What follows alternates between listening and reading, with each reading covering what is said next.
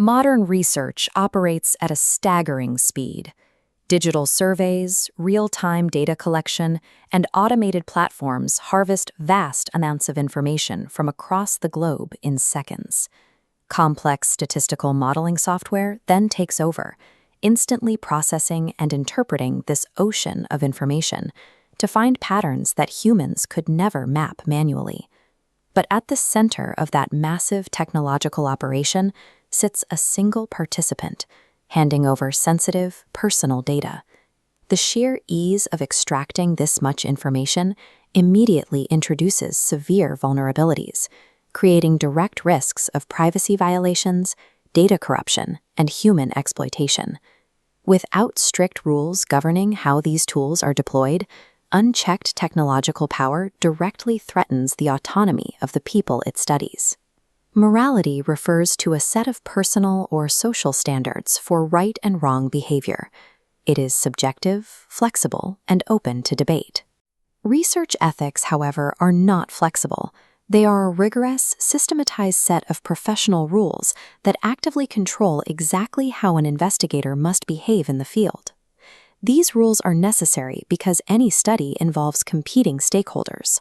The sponsoring client wants results, the researcher wants data, the respondent needs protection, and the broader community needs the truth.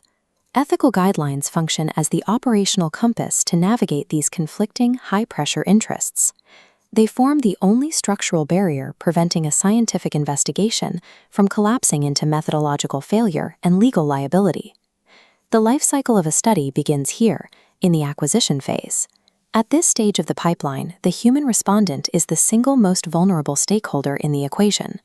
That vulnerability dictates the absolute first rule of data collection: obtaining informed consent.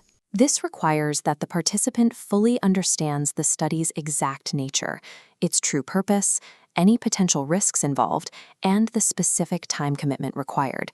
The agreement must also be entirely voluntary, meaning the researcher cannot exert any undue influence to secure participation. For example, if an employee is asked to take a workplace climate survey, or a consumer is asked to detail their personal financial debt, an authority figure cannot pressure them into answering. If consent is coerced or uninformed, every data point gathered from that individual is ethically poisoned from the moment of collection. Once collected, the study moves into the execution phase, where those raw answers are actively handled and processed. Here, the researcher is obligated to maintain either anonymity, where the identity is completely unknown even to the investigator, or confidentiality, where the identity is known but strictly shielded from the public. The stakes escalate dramatically in business research involving sensitive investigations, such as whistleblower reports or inquiries into workplace harassment. In these scenarios, a leaked identity can lead to immediate professional retaliation, loss of employment, or severe emotional distress. Investigators must implement stringent technical safeguards to permanently separate the respondent's identity from their survey answers. Data protection operates as a concrete shield required to protect the participant's career, dignity, and livelihood. There is a methodological complication where researchers deliberately mislead participants or withhold critical information about the study's mechanics.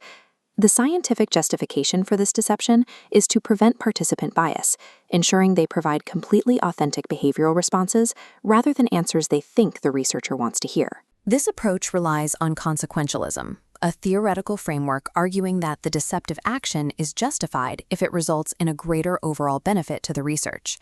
But deliberately deceiving human subjects creates an immediate ethical deficit and erodes trust. To balance the scales, guidelines mandate a strict operational fix, known as the debriefing protocol. Immediately after the study concludes, the researcher revisits the participants to fully disclose the true objectives and rigorously assess any potential harm caused by the deception. Deceiving subjects is only permissible if the investigator fully and transparently repairs the breach of trust once the data is secure. The pipeline concludes with the documentation phase, focusing on the strict obligations owed to the sponsoring client or decision-maker. Researchers are required to present unmanipulated data, stay within the agreed-upon scope of the study, and avoid misusing proposals for personal gain. The most pervasive form of misconduct at this stage is plagiarism, taking published or unpublished work, data, or text without proper reference and claiming authorship. This drill bit report represents automated software making escaping detection nearly impossible. By cross-referencing databases, it flags stolen text instantly, like this 6% similarity score across 16 matched sources.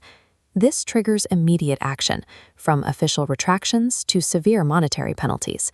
For professionals working in regulated sectors, it leads to the loss of tenure, the suspension of medical licenses, legal disbarment, and total professional and social isolation. Plagiarism systematically destroys a researcher's professional existence while entirely invalidating the study itself. We have to pull back from the isolated pipeline to view the final, crucial stakeholder, the broader community affected by the research. Researchers carry an ethical obligation to disseminate their findings back to the people who participated. If investigators identify severe iron or iodine deficiencies in a population, but fail to share those results locally, the community continues to suffer without any guidance on how to address the problem. In social science research, delivering this feedback can be challenging, especially if the data points to controversial conclusions. Early studies examining drug abuse in Punjab, for example, faced severe backlash because the local community felt their reputation was being unfairly targeted and tarnished by the data. To navigate this backlash, researchers must remain transparent and empathetic, carefully explaining their methodology and actively engaging local leaders and village panchayats to rebuild trust. A scientific investigation is not truly complete until the impacted community understands the findings and can actually put them to use.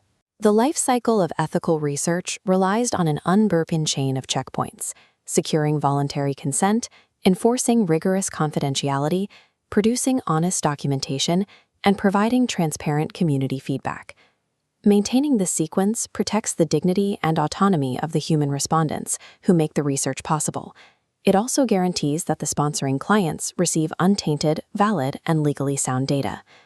A compromised methodology ends in retractions and ruined careers, while a rigorously ethical approach produces findings that advance societal well-being.